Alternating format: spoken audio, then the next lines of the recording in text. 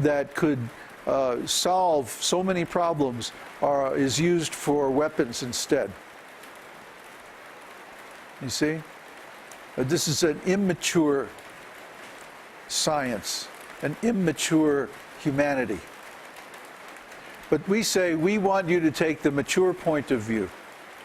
Now, who are we really? We're spirit souls. So we need a civilization that promotes the realization of spiritual consciousness, because that's who we really are. And if people understood this and people followed through, you know, if you take this as an assumption and then you use that to generate further conclusions, you see that the only kind of technology that makes sense is a technology that promotes spiritual growth and maturity. Otherwise, why bother? If it's simply going to create more problems. And it's not worth developing. As long as profit is the only aim, then people will do wrong, just to make a buck. But when profit or advancement or progress or whatever is defined in terms of spiritual advancement, then that creates a society that's based on sane values, on spiritual wisdom. And that's what's really going to make people happy. That's what's really going to make you happy. So, there's a saying, be the change that you want. So if you want to live in a world that has spiritual values, that means you have to take the initiative to create that community now. We've already taken some initiative. That's why this program exists. That's why you were able to take advantage of it, and you know how good it makes you feel to chant that holy name. So just imagine if you can create a local community based on those values. Well, we're past the point where it's a nice idea. Now you have to do it for survival. It gets started now. Learn how to attract people. Learn how to present this knowledge. Learn how to convince people. Learn how to show people the methods in a way that they can understand how it works.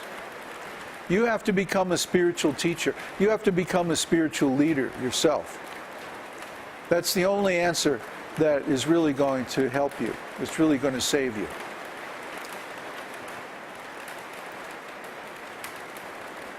So, I guess I've been talking for a while. And now it's time for your questions and some discussion. Well, it sure is raining hard. It's supposed to snow tonight. Ooh.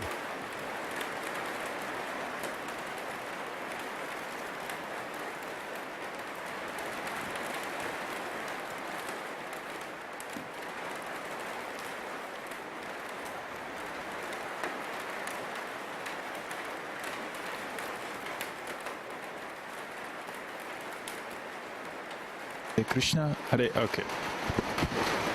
There's a question from Bruce. When establishing our communities, can we use weaponry as means of security? I can't hear you. When establishing our communities, can we use weaponry as means of security? No, that's stupid. Weapons always attract violence. You know, there's a saying that if there's a gun over the mantelpiece in the first act, then by the third act it'll be used. It's an old theater saying. And that's true in life as well. If there's a gun in the back room, sooner or later somebody's going to use it. Build trust, not fear. When people have weapons, then they use fear tactics to control others, and with the weapon being the final escalation of the fear level. Don't fall into that trap. Control people by attracting them with wisdom, not by threatening them with weapons. The guy who comes to the gate of your compound wanting to rip you off for your food storage is more desperate than the people who are inside your compound.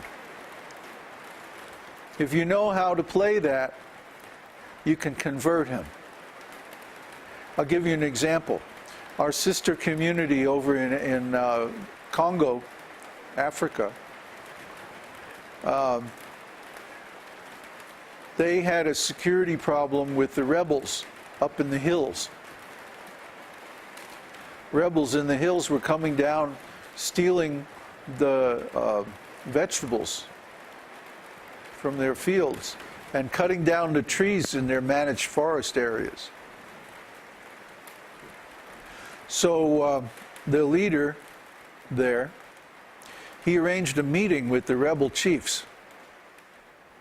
He went right out there, talked to them, and said, "Hey, aren't you tired of running around and hiding and shooting at people and stuff? Why don't you take up our method of organizing, and then you can have the same facilities yourself. You don't have to fight anymore." And they said, "Oh yeah, we're really tired of fighting. This is a drag. How do we do what you're doing?" And so he started teaching them. You see? Convert your enemies. Don't fight them. Like our enemies are the other religious organizations who are derived from the same source. Other disciples of Srila Prabhupada. They're our worst enemies. And very soon they're going to be suffering because they haven't made any preparations for this changes that are coming up. They don't believe us.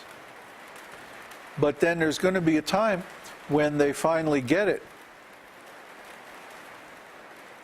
And so what are we going to do? We're going to say, "Hey, here's our community plan. Download it, use it, read it. Do it. No problem." So they won't be enemies anymore. We don't have to worry about them anymore. Because they're all going to be in the same boat. Try to understand. Everybody needs the knowledge. Everybody needs the wisdom that we have. We have the solution to their problems. They don't. The reason that they're violent is they're not smart enough to come up with these solutions on their own. They need guidance. You have to find a way to teach them, and you have to be strong enough and courageous enough to teach them before things go into the stage of violence. See? Not that we keep our knowledge to ourselves and withhold it from others. No, we give it to everybody, even our enemies. And that diffuses the whole dynamic of enemies. If we're kind to our enemies, then how can they attack us? But this has to start right from the beginning. See? If you speak out very strongly, then you'll find out who your enemies are. And you know you have to work on them and convert them before things escalate to the level of violence. Actually, nobody wants violence. Even the people who threaten violence do so in the hope of avoiding it, because they know they're going to get hurt too. People fight back, defend themselves. So, the best thing to do is to speak out very strongly, find out who the enemies are, and then preach to them, convert them, offer them the same wisdom that we have.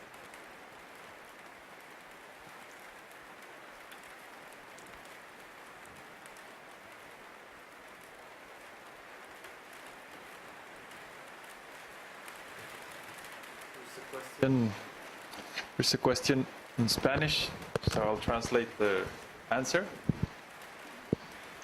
The question is, with all these changes coming, aren't the people in power going to try to destroy, to look for their own interests? Well, of course they are. Sí, lo van a hacer. But what are they going to destroy? Pero ¿qué es lo que van a destruir estas personas The en el people poder? who are against them. A las personas que están en su contra. So we're not against anybody. Así que nosotros no estamos en contra de nadie. We're neutral. Somos neutrales. We don't take political sides. No tenemos lados políticos. We just withdraw from the political arena. Simplemente nos salimos de la arena política. Yeah. That way we're not a threat to anyone. Así no somos una amenaza para nadie. You know, we're not trying to say that these guys shouldn't be the government. No tratamos de decir que sean el gobierno. We're not saying change the government. No decimos cambia el gobierno. We're saying change your consciousness. Decimos cambia tu conciencia. Yeah, change your heart. Cambia tu corazón.